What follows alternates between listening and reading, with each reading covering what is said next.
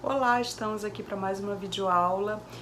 Nós que já estamos na lição de número 5, que vamos tratar a respeito de Mateus capítulo 10 e capítulo 11, é o que nós estudaremos nessa lição. E o tema do assunto da lição é a chamada para a obra. O textuário vai dizer: tendo chamado os seus 12 discípulos, deu-lhes Jesus autoridade sobre espíritos imundos para os expelir e para curar toda sorte de doenças e enfermidades. Referência a Mateus capítulo 10, versículo 1.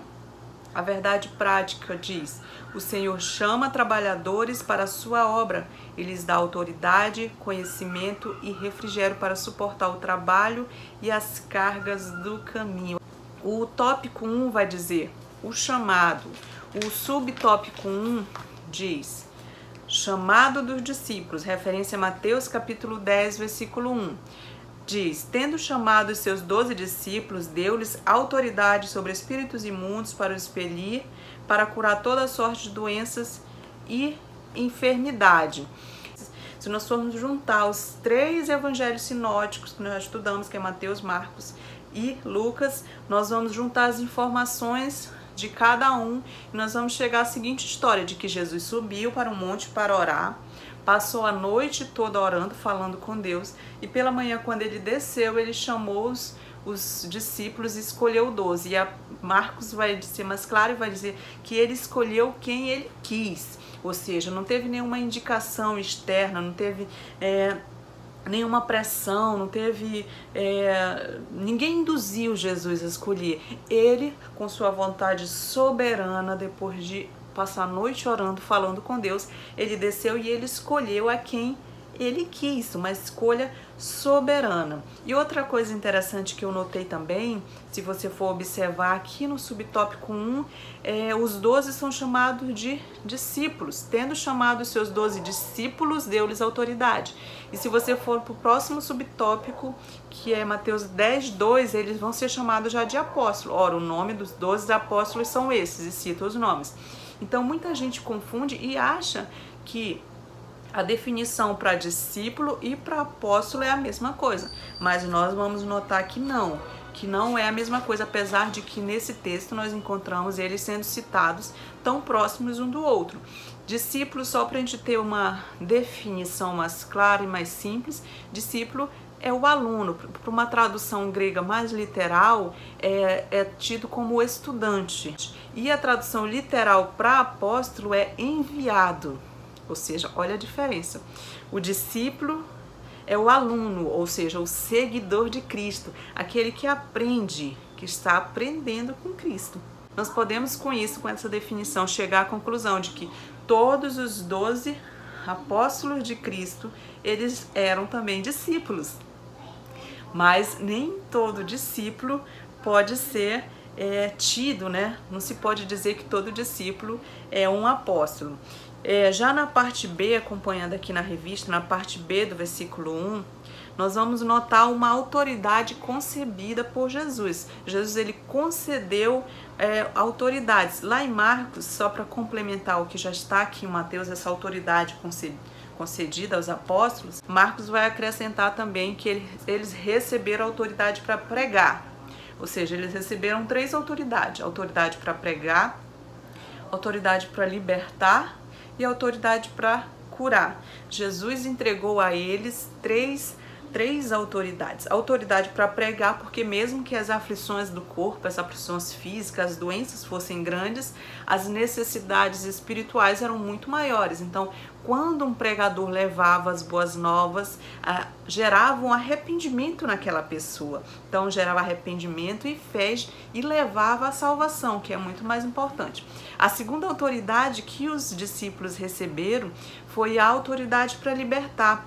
Porque todo homem longe de Deus, ele é prisioneiro. Ele é prisioneiro do mundo, prisioneiro dos vícios, prisioneiro das drogas, ele é prisioneiro do mundo. Todo homem que está longe de Deus, que está afastado de Deus, precisa ser liberto das forças espirituais que oprimem ele. Então, eles também receberam essa autoridade para libertar. E a terceira autoridade que eles receberam foi a autoridade para curar. Sim, eles receberam a autoridade, a mesma autoridade que Jesus tinha quando nós estudamos na lição anterior, que Jesus saiu operando milagres. Os discípulos agora recebem essa mesma autoridade para curar os enfermos, os paralíticos andam, o leproso é curado, é limpo, é purificado, expulsam demônios e ressuscitam até mortos. Então essa autoridade de curar eles recebem também de Jesus Cristo. E bora definir aqui quais são as características que precisa se ter para ser um apóstolo, né? Quais são essas qualificações necessárias para ser um apóstolo? Primeiro ponto, precisa ter visto o Cristo ressurreto, ou seja, ter visto Cristo morrer e ressuscitar. É uma das qualificações necessárias, dos requisitos necessários para ser qualificado para ser um apóstolo. Outra observância é ele precisa ter tido comunhão com eles, ou seja, precisa ter acompanhado Jesus desde que foi batizado nas águas, ou seja, o início de seu ministério até a morte e ressurreição de Cristo. E essas são algumas das características que são necessárias para ser considerado um apóstolo. E os apóstolos, eles são de tanta importância que lá em Apocalipse 21:14 diz que o nome dos 12 apóstolos, eles estão escritos nos alicerces da Nova Jerusalém. Olha que importante são esses 12 apóstolos. E seguindo esses critérios que a gente acabou de citar aqui, que são muito mais, mas eu grifei só esses dois, seguindo esses critérios de qualificação para ser um apóstolo, nós chegamos à conclusão que nenhum cristão hoje em dia pode ser considerado um apóstolo, porque eles não se encaixam nesses requisitos necessários para ser um apóstolo. O subtópico 2 vai dizer: escolha dos apóstolos. A referência é Mateus capítulo 10, do 2 ao 4. Ora, os nomes dos 12 apóstolos são estes. Primeiro, Simão, por sobrenome Pedro, e André, seu irmão. Tiago, filho de Zebedeu, e João, seu irmão. Filipe, Bartolomeu, Tomé e Mateus, o publicano. Tiago, filho de Alfeu, e Tadeu. Simão, o zelote, e Judas Iscariotes, que foi quem o traiu. Se você observar, Mateus ele vai descrever essa lista de 2 em 2. Vocês perceberam que ele descreve em pares? E nessas 3 listas, nas listas que eu encontrei dos evangelhos sinóticos, nas 3 listas tem pequenas diferenças, mas a diferença, mas o que elas têm em comum é que todas têm Pedro como primeiro da lista e todas elas constam Judas Iscariotes como o último da lista. Todas as 3 listas, elas mudam a sequência no conteúdo do meio, ali no meio do versículo. Mas o primeiro e o último são sempre Pedro e Judas Iscariotes. Interessante também citar que em Mateus essa é a única vez que aparece a palavra, é a primeira e única vez que aparece a palavra apóstolo. E uma característica interessante dessa lista, quando você começa a estudar, você vê que não é uma lista usual, não é uma lista que você normalmente encontraria alguém escolhendo essas pessoas para fazerem parte de um grupo que seria tão importante, que seria tido de futuros líderes religiosos. Se nós formos observar de 1 a 1, eles não tinham as características que uma pessoa humana escolheria para torná-los líderes. Mas Jesus, ele não vê como vê o homem vê o externo, mas o Senhor Jesus, ele vê o coração, e foi nesse pensamento que essa lista foi feita, essa escolha dos 12 foi feita, não olhando para o exterior, mas olhando para o que aqueles homens se tornariam depois que se entregassem nas mãos de Jesus. Começando aqui por Simão Pedro, que é o primeiro que é citado aqui. Simão Pedro era um pescador, nós sabemos, ele era um homem muito impulsivo, digamos que era aquela pessoa que fala sem pensar, aquela pessoa que age por impulso, que naquele momento ele pode ser até inconstante, acho que é a palavra certa que definiria. Ora ele diz sim, ora ele diz não, ele muda de ideia muito rapidamente, ele é muito contraditório e ele é muito temperamental, são essas características que a gente encontra em Pedro. Pedro, ele mudou da confiança para a dúvida. Se nós vermos Pedro, ele mudou de uma declaração de lealdade a Jesus para negação de Cristo. Então Pedro, ele vivia em dois extremos. Ele foi o que declarou quando Jesus perguntou: quem vocês dizem que eu sou? Ele declarou: tu és o Cristo, o Filho de Deus. Ora ele fazia essa declaração e ora ele era repreendido por Jesus quando Jesus disse: para trás de mim, Satanás. Então Pedro, ele ia de um extremo a outro. Pedro, ele fazia promessas que ele não podia cumprir. Ele disse: não, Senhor, se for preciso eu morrerei no teu lugar, eu darei a minha vida por ti. E em seguida a gente vai encontrar Pedro negando Jesus 2 vezes. Então Pedro, ele é ser inconstante. Ele é aquele que dormiu na batalha. Ele é o que nega Cristo, ele é o que é repreendido por Cristo, ele é o que foge, é o que segue Jesus.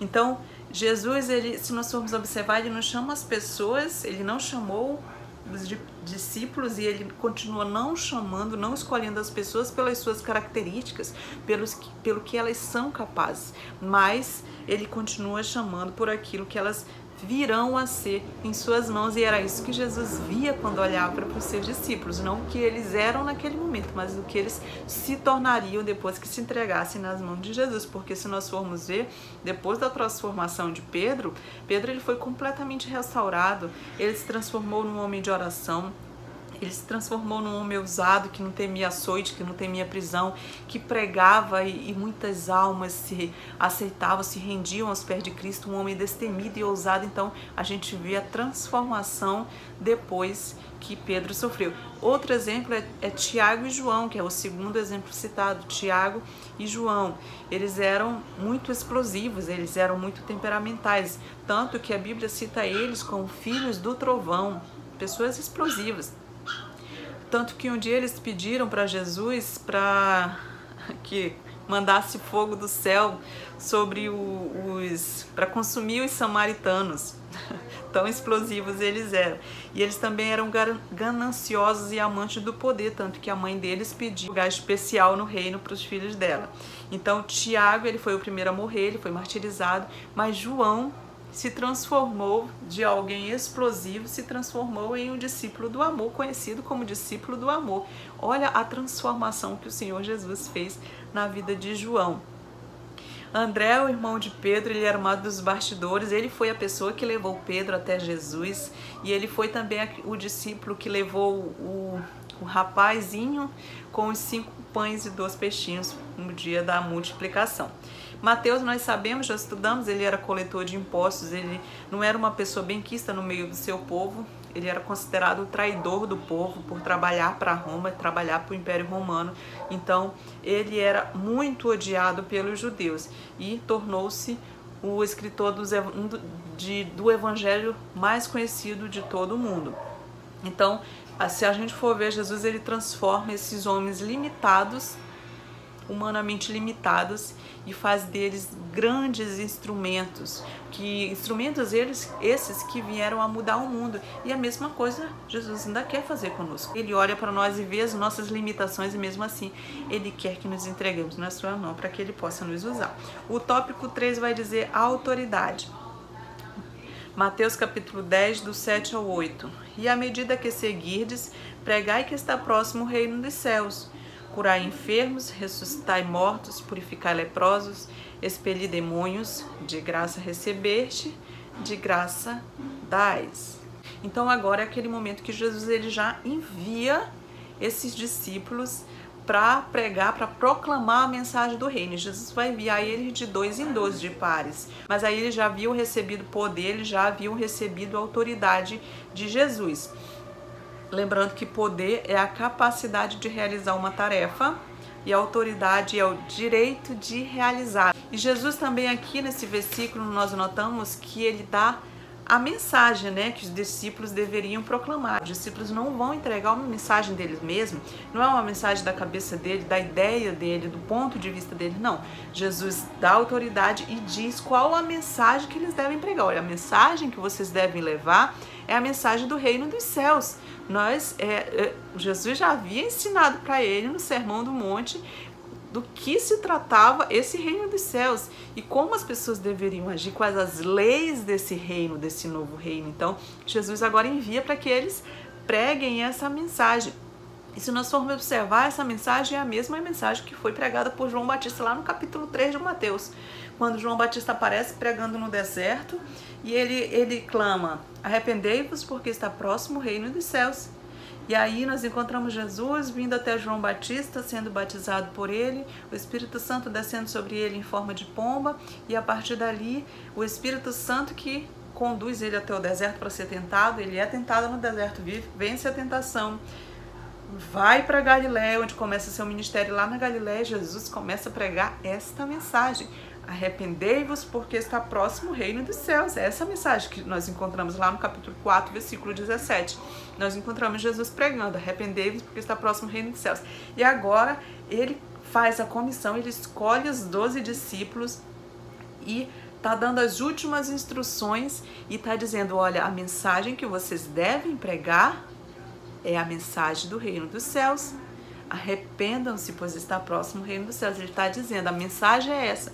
E às vezes nós ainda ficamos em dúvida, né? Qual a mensagem que nós devemos pregar? Jesus tem dito repetidamente aqui em Mateus que a mensagem que tem que ser levada é a mensagem de arrependimento, a mensagem que chegou o reino dos céus e que nós devemos viver sobre as leis que regem esse reino aqui na terra. Então eles deveriam pregar a proximidade desse reino, que está próximo a esse reino. Eles deveriam curar os enfermos, ressuscitar os mortos, purificar os leprosos, expelir os demônios, fazer tudo isso com a autoridade que Jesus havia concedido a eles. E ele finaliza dizendo aqui no versículo: de graça recebeste, de graça dai. Ou seja, a capacidade que eles receberam, essa autoridade que eles receberam, foi de graça. Então essa autoridade que Jesus colocou sobre eles também devem passar para outras pessoas do mesmo modo, sem cobrar nada. Então, dizendo assim que a sua mensagem não deveria ser vendida, porque a mensagem sequer era dos apóstolos. A mensagem tinha sido dada por Jesus e eles apenas iam transmitir essa mensagem. Então, como eles poderiam cobrar uma mensagem que sequer era deles? Então, para nós serve do mesmo jeito. Como nós vamos cobrar para pregar uma mensagem que sequer é nossa? Que Jesus já disse o que nós devemos pregar, ele já nos instruiu, ele disse tudo vem dele, por ele, para ele. O tópico 2 vai dizer as instruções. O subtópico 1 diz roteiro e hospedagem. A estes 12 enviou Jesus dando-lhes as seguintes instruções: não tomeis rumo aos gentios, nem entreis em cidade de samaritanos.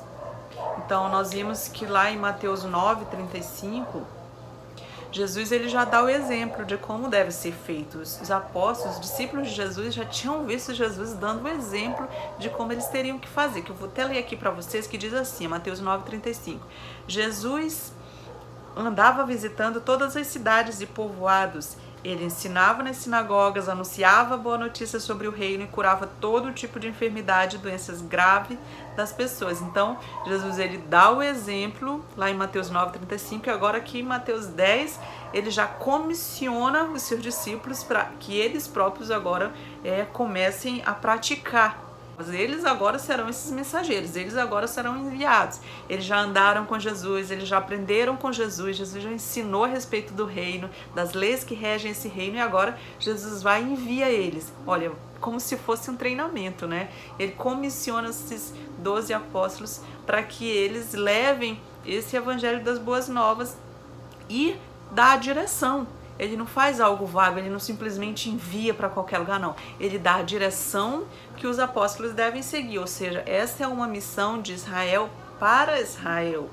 Por enquanto ainda não é uma missão para os gentios, ele começa primeiro com Israel. Então eles estavam na Galileia e a Galileia ela era rodeada por nações pagãs. Em todos os lados da região da Galileia, que era a região onde eles estavam, tinham pagãs por todos os lados, exceto ao sul, que era onde ficava Samaria. Inclusive, vou até abrir um parênteses aqui só para explicar Samaria, né? Porque a gente lembra da mulher samaritana, né? E a gente às vezes não compreende por que os israelitas, o povo judeu, não falava com os samaritanos. Os samaritanos, na verdade, era a área, Samaria, na verdade, era a área em que os israelitas que não foram deportados se misturaram racialmente com as forças de ocupação. Traduzindo, Os samaritanos, eles eram mestiços, eles não eram judeus puros, eles eram mestiços, eles tinham misturado com essas tropas de ocupação, por isso que o povo de Israel, eles não se davam, não se falavam com os samaritanos. Então Jesus ordena aos 12 apóstolos que vocês mas vão pregar o evangelho do reino primeiro às ovelhas perdidas da casa de Israel. Essa ordem que ele dá. No versículo 9, 10, se nós continuarmos lendo, nós vamos encontrar que Jesus também dá as coordenadas da provisão. Vai lá, ele vai dizer que eles não devem levar nada em excesso, não devem levar bagagem em excesso, não devem levar ouro, não devem levar prata, não devem levar muitas túnicas, não devem levar nada em excesso.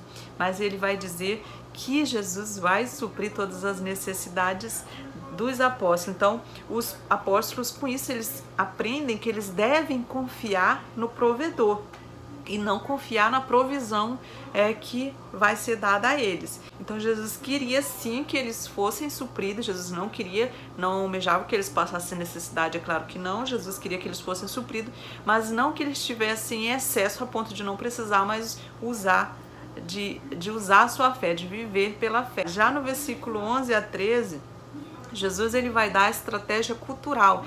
Veja que Jesus não envia simplesmente os apóstolos sem preparo, não. Ele dá todas as instruções. Ele diz qual a mensagem que deve levar, ele diz para que lado eles devem ir, ele diz qual a provisão que eles devem levar, e agora ele vai dar as coordenadas da estratégia cultural. Ele vai dizer que os discípulos devem ir de cidade em cidade, e na cidade que eles chegar, na primeira casa que receberem eles bem, que hospedarem eles, devem ficar lá até o final da sua estadia. Não devem sair procurando uma casa melhor, alguém que tenha mais condições, que tenha condições de oferecer algo melhor para ele, uma casa mais digna.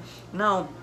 Eles devem ficar naquela casa que recebeu a mensagem, porque a casa digna era essa, que recebeu a mensagem de boas novas, que recebeu, essa sim era a casa digna para eles ficarem ali. Então vale ressaltar que a hospitalidade era um dever no Oriente. E nesse dever da hospitalidade incluía que eles deveriam lavar os pés das pessoas que chegassem, saudá-las, deveriam oferecer comida, deveriam procurar proteger e acompanhar elas na despedida. E Jesus também vai dar uma orientação para eles aproveitarem as portas abertas e não forçar as portas que estavam fechadas. Ou seja, chegava no lugar, as portas estavam abertas, eles recebiam o evangelho, a palavra da boa nova, eles deviam aproveitar esta porta aberta e pregar. Agora, onde houvesse rejeição, os apóstolos não deveriam permanecer. A indicação que Jesus fazia era o contrário, deveriam seguir adiante, e era preciso buscar novas portas abertas para anunciar esse evangelho. O tópico 2 diz: alertas e estímulos.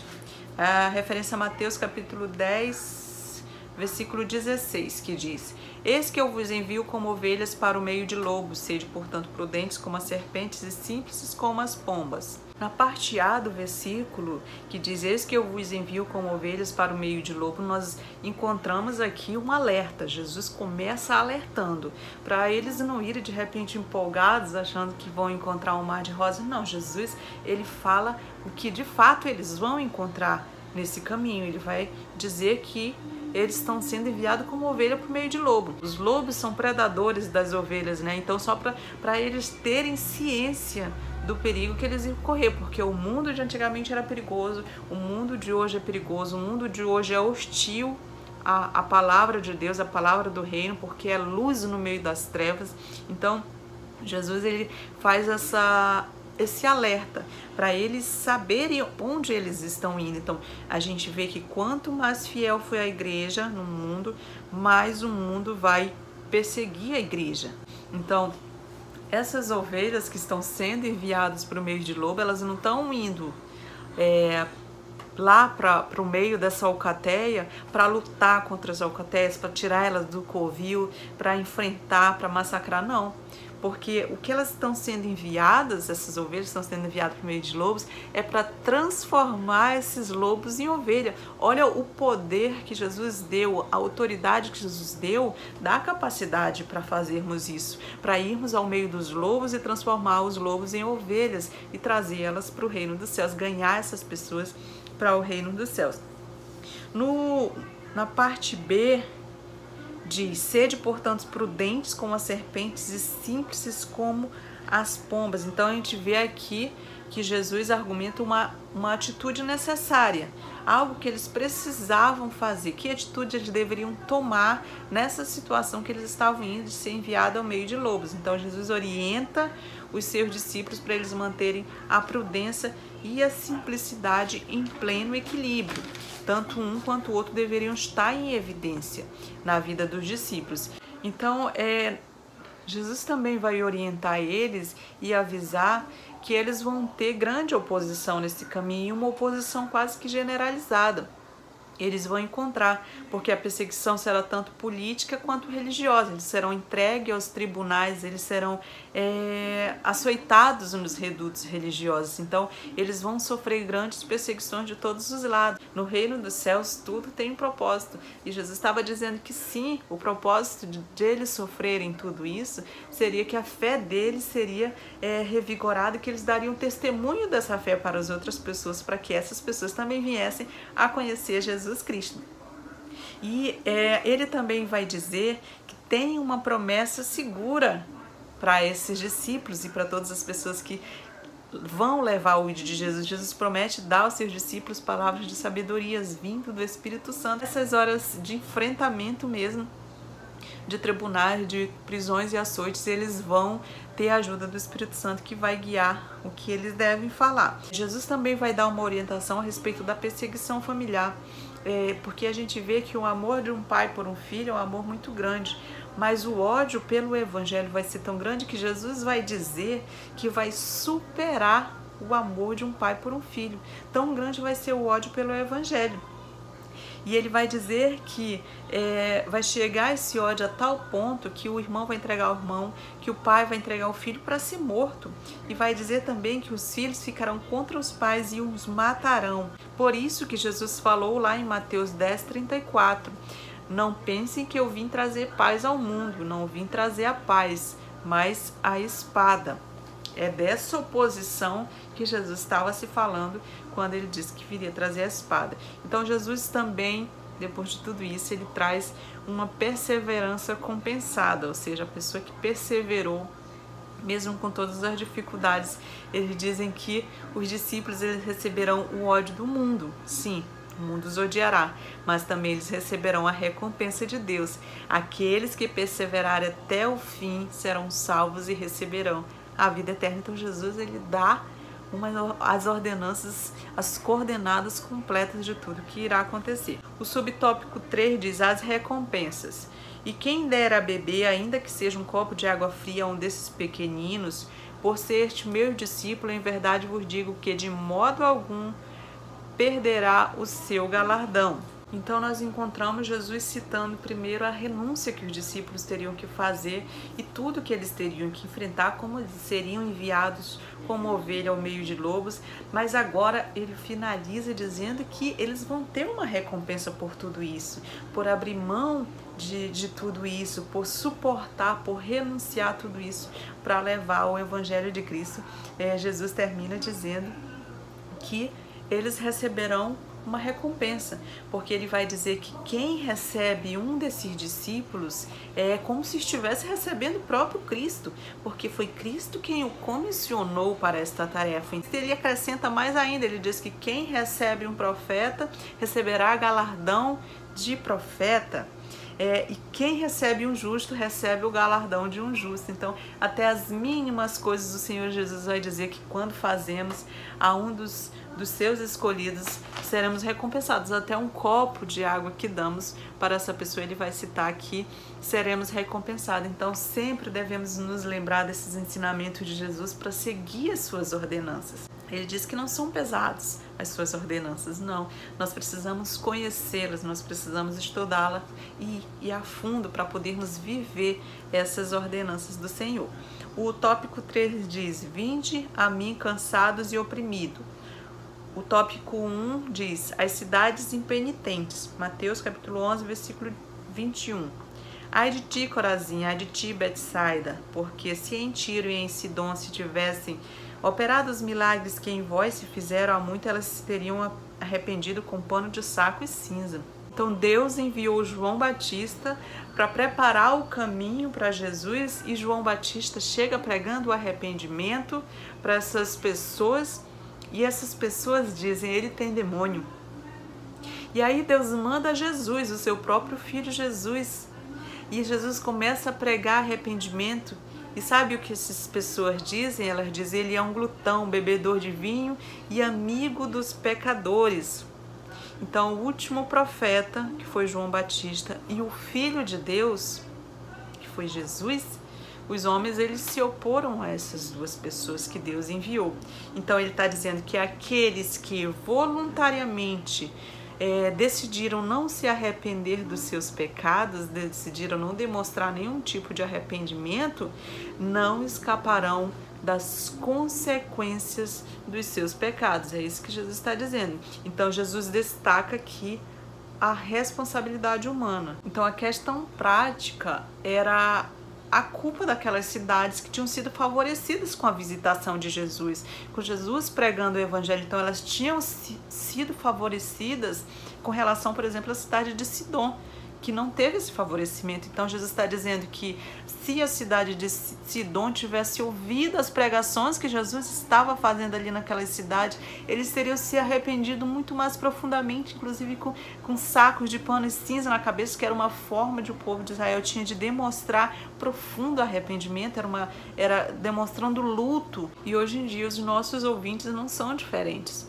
Jesus já veio, já morreu, já ressuscitou, já rasgou o véu do templo, temos acesso direto a Deus, e os nossos ouvintes mesmo assim, muitos não querem saber da graça do Senhor, eles rejeitam a graça. Então Jesus disse que haverá menor rigor para Tiro e Sidom e Gomorra no dia do juízo do que para as cidades que tinham visto seus milagres e ouvido a sua pregação e não tinham se voltado para Jesus. O tópico 2 diz: revelar-te aos pequeninos, referência a Mateus capítulo 11, versículo 25, que diz: por aquele tempo exclamou Jesus: graças te dou, ó Pai, Senhor dos céus e da terra, porque ocultar-te essas coisas aos sábios e instruídos e as revelar-te aos pequeninos. Então, depois de Jesus enfatizar a doutrina da responsabilidade humana que cada um tem ao decidir se entregar a Cristo ou não, se opor a Jesus, se opor ao Evangelho ou aceitá-lo, agora Jesus ele fala que os sábios e os entendidos, eles estavam desprovidos de entendimento espiritual. Não é que Jesus está dizendo que a inteligência ela vai impedir que aquelas pessoas tenham um entendimento espiritual melhor, não. O que ela está se referindo aqui são aquelas pessoas que não são humildes, que se acham superiores aos outros, que acham que não precisam de nada, que já sabem de tudo, que são conhecedores de tudo, que não precisam da sabedoria espiritual, que já são grandes conhecedores dessas pessoas, sim. Porque um homem pode ser culto como Salomão, mas se não tiver humildade, ele fecha a porta da graça com as próprias mãos. Então, o orgulho, na verdade, ele fecha essa porta da graça. Os que se julgam grandes por sua riqueza, os que se julgam grandes por seus talentos, por sua fama, por seu dinheiro, por tudo que ele consegue guardar aqui nesse mundo. Os que se julgam grandes por tudo isso, por todos esses bens, eles jamais sentirão necessidade de um arrependimento, eles jamais vão reconhecer que eles são pecadores e que eles precisam de Jesus, que eles não são nada sem Jesus, porque a confiança deles está nessas coisas. Por isso que dificilmente eles conseguem ter esse discernimento espiritual, porque eles mesmos não se esvaziam primeiro de si para poder se encher de Cristo. Eles são cheios de si mesmos, eles se acham muito sábios, muito melhor do que os outros devido a esses objetos que possuem, esses bens materiais. Então os humildes e pequenos aceitam mais o evangelho do que os sábios e poderosos desse mundo. Nós vemos nesse versículo que é o Pai que escolhe e revela as suas bênçãos. Os sujeitos da eleição são os escolhidos e os rejeitados. Os pequeninos vêm porque as verdades são reveladas a eles. Os homens que são sábios e entendidos aos seus próprios olhos não podem ver porque confiam em sua própria e fraca luz e não aceitarão a luz de Deus. O subtópico 3 diz: vinde cansados e oprimidos. Mateus 11:28 que diz: vinde a mim todos que estáis cansados e sobrecarregados e eu vos aliviarei. Vinde a mim, ele chama a ele mesmo, Jesus, ele diz a mim, ou seja, Jesus é o caminho, Jesus é a verdade, Jesus é a vida. Jesus não dá um outro caminho a ser seguido, ele indica, venham a mim, a Jesus, ele tem a salvação. E ele vai dizer, todos os que estão cansados e sobrecarregados. Então ele faz aqui um convite maravilhoso, um convite glorioso. Ele diz, vinde a mim, e lança o convite. E nós notamos que os convites não são só para aquelas pessoas que merecem, o convite não são só para as pessoas, esse convite é inclusive até para aquelas pessoas que haviam rejeitado Jesus, e no lugar que ele está fazendo esse convite também é para essas pessoas que haviam rejeitado Jesus, ele continuava convidando, vinde a mim todos, é um convite universal, ele não faz discriminação, ele não faz acepção de pessoa, ele convida a todos que queiram vir, vinde a mim, e ele ainda oferece algo, ele diz que todos que estão cansados e sobrecarregados, e eu vos aliviarei. Inicialmente esse convite te imagina que seja para os judeus, inicialmente num primeiro pensamento, porque os judeus eles lançavam pesadas cargas sobre o povo, então as leis que haviam, eles criavam outras leis que faziam com que aquele fardo fosse pesado, então Jesus chamava para aliviar esse fardo, e aos judeus e a todos ele faz esse convite. E é interessante, eu anotei aqui, a palavra suave significa do tamanho certo, pois seu jugo é feito sob medida para a nossa vida e nossas necessidades, e não é pesado realizar a sua vontade.